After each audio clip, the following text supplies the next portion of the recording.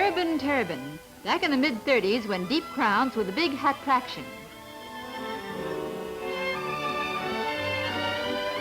For Al Smith fans, the tip-tilted derby.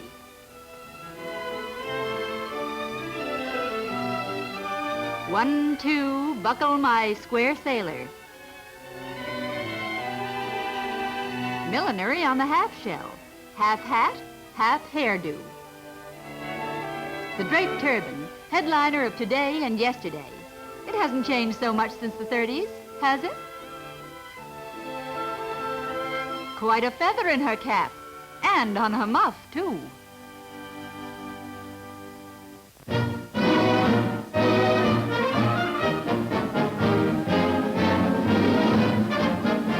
It's up to the courts to decide the National Doubles Championship at Chestnut Hill, Massachusetts in 1933 with Parker and Shields against Lott and Stephan.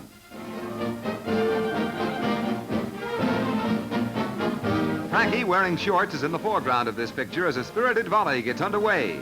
A point coming up for Lott and Stephan as Shields misses. Tennis champ Helen Jacobs looks on as the two teams are in another furious volley. You're seeing four great names in tennis, my friends, and incidentally, so are they.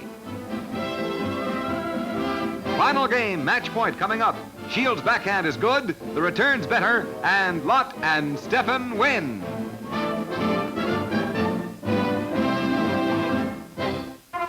Let's go back to 1927 and the Belmont Futurity. Here is Mrs. John D. Hertz, who has two entries in the race, and looking on is Harry Payne Whitney and Al Smith. There they go. The Futurity pays off to the tune of $91,790 to the winner. 40,000 folks were in the stand watching as the horses raced for the wire. Mrs. Hertz's entries are the famous Ray Count and the horse Anita Peabody. And there go the two of them out in front.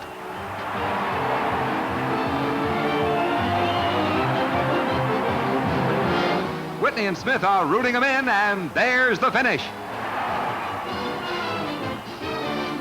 Second is Ray Count, and the winner, Anita Peabody.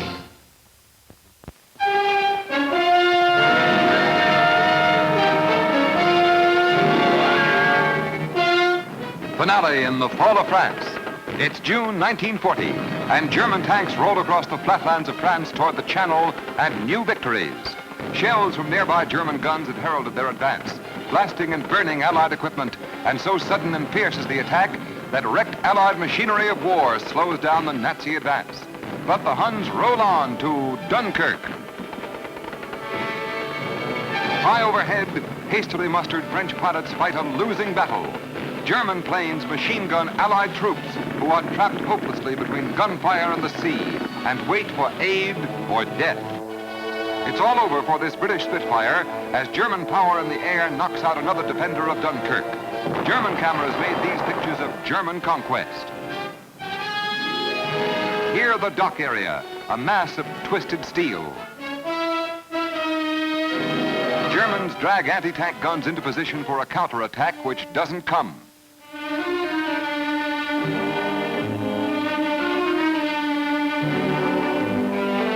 At the waterfront, battered Allied evacuation ships that didn't make it and Allied equipment abandoned in defeat crowd and clutter the beaches.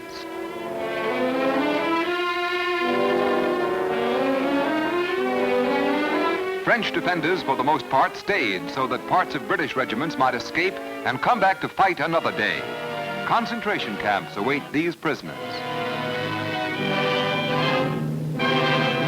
Nazi troops turn from devastated Dunkirk and make a move that surprises the world.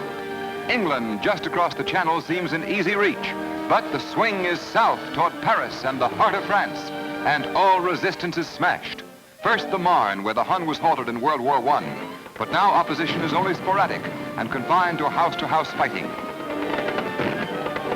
Nature's last bulwark before Paris is no obstacle as Nazi troops reach the waters of the Marne, where the war in 1918 bogged down to a stalemate.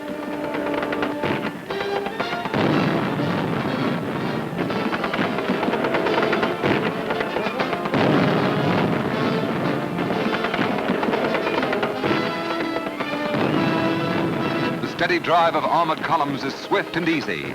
Buildings fired by retreating French troops light the smoke-filled way. All the French leave the invading Hun is the scorched earth and ruins.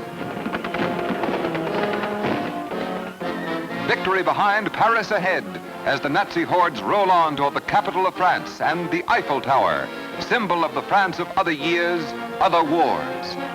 Days before, Paris was declared an open city, and German soldiers marked this most unusual of victories, the most usual of ways. Germany's flag flies over France. Paris is at last in German hands. There's rejoicing in Berlin as these scenes are shown, for Hitler is keeping his promise to the German people that Nazi troops would march in triumph down Paris boulevards. De Führer's promise was no idle boast. The Compiègne railway car, where Germany admitted defeat in 1918, is the scene of German victory in 1940. It's 3:15 p.m., June 21st, and Hitler and his staff enter the famous railroad car to dictate the fate of defeated France. Goering is here, and von Brauchitsch, Raeder, Rudolf Hess, and von Ribbentrop. French representatives arrive to hear Nazi terms. For France are Generals Hunziker and Bergeret and Admiral Leduc. The terms gave Germany all of France, north and west of Tours.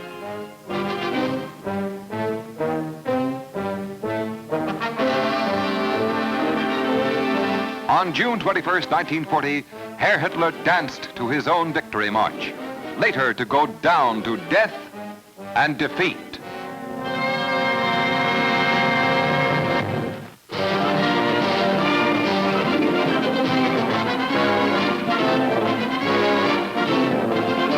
'29's most sensational circus performer, Hugo Zacchini, one of 7 sons of a Peruvian painter, who introduced to America the breathtaking stunt of being shot out of a cannon 180 feet through the air.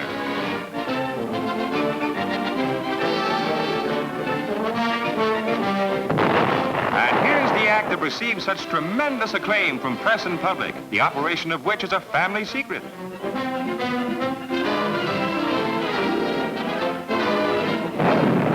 Now take a look at the human cannonball in slow motion. Hugo is in the barrel of the cannon, his brother Mario in charge of the firing device. Later, a sister Victoria did the act, but that's Hugo you're watching now.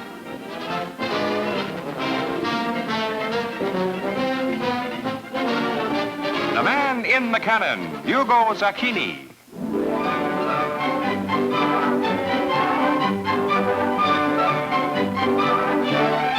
Yesterday's newsreel brings you one of the greatest soprano singers of all time, Amelita Galli-Curci. Shown here at a party for kindergarten children, Galli-Curci made her debut in Rome in 1909. Her American successes began in Chicago in 1916. This is Dr. Charles Mayo in light suit, who with his brother Will founded the famous Mayo Clinic. In 1922, when these pictures were made, Dr. Mayo was in Washington to attend the ailing Mrs. Warren Harding. Dr. Sawyer, Boone, Mayo, all of whom were called in to help the president's wife in her fight for life. Dr. Mayo founded the world-renowned clinic in 1914.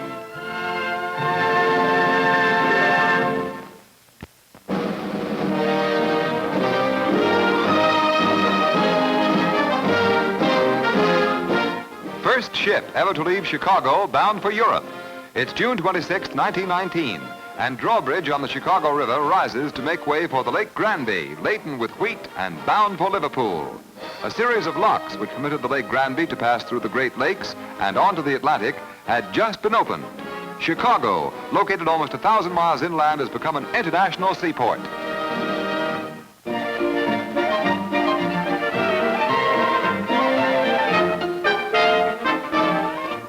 Remember Jackie Coogan? Here's the kid with Chauncey Depew, the railroad tycoon, in 1918, just after the release of the picture that made him famous. At Grand Central, young Coogan captures the controls and becomes the envy of every boy in America. At Harmon, New York, Jackie is out to change locomotives and caps, and he'll help run a steam-driven train across country.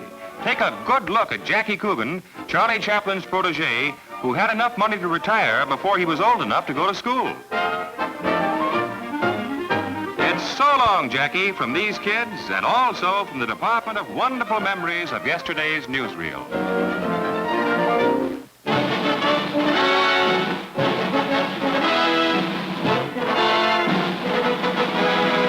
Forerunner of the transatlantic clipper, This is the Sikorsky amphibian plane constructed in 1931, largest seaplane ever built. Count Igor Sikorsky, who designed the huge flying ship, powered it with 4 850-horsepower engines. Transatlantic planes that followed introduction of the Sikorsky were patterned after the model you are now watching, photographed on its very first flight. Test flights between Miami and Cuba followed shortly after these pictures were taken, and plans for regularly scheduled transoceanic flights were made.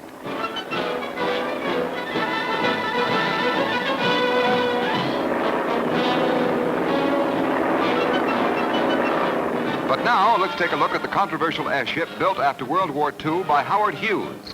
This is Hughes' seaplane, the Hercules, constructed at a cost of what was reported to be $25 million, $7 million of which was said to be Hughes' own money. This ship was to have been one of 500 cargo planes which could carry 700 passengers. The idea was sold to the government by Henry Kaiser, who chose Hughes as his partner. But November 1st, 1947 saw the 1-mile flight you are watching. November 23rd saw a test flight, and that's all. Headlines followed investigation of this project, and the amphibian never saw the skylines again.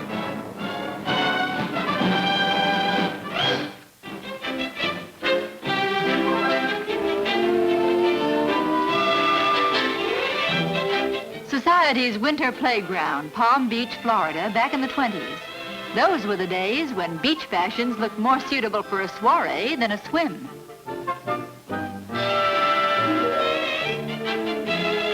How to be grand on the sand with parasol and pooch.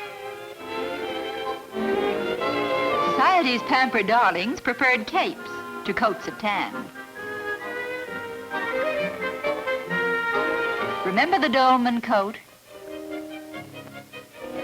Putting on the dog to keep the wolves away. The big idea was to shun the sun. Well, which will you have? Today's cover girl or yesterday's cover-up girl?